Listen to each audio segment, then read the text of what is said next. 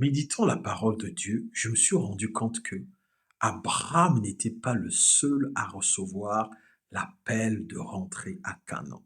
Cet appel avait été déposé dans la pensée ou dans la vie de son père qui s'appelait Térak, dans le livre de Genèse au chapitre 11, le verset 31.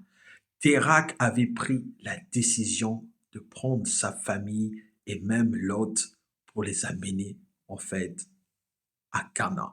Mais sauf qu'ils sont arrivés uniquement à mi-chemin vers la Turquie. Donc ils avaient parcouru à peine, je crois, 700 kilomètres, voire moins de 1000 kilomètres.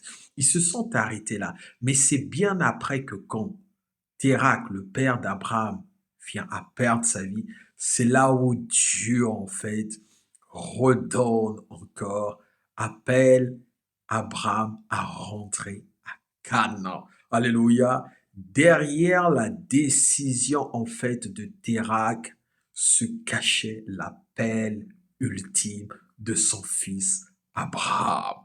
Alors j'aimerais te dire à toi qui es un père, derrière les grandes décisions que tu prends actuellement se cachent les destinées glorieuses de tes fils.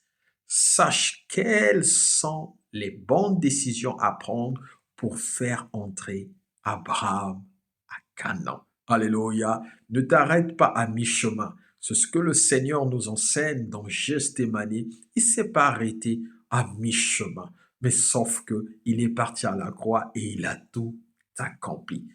Quand tu commences quelque chose, arrive jusqu'au bout.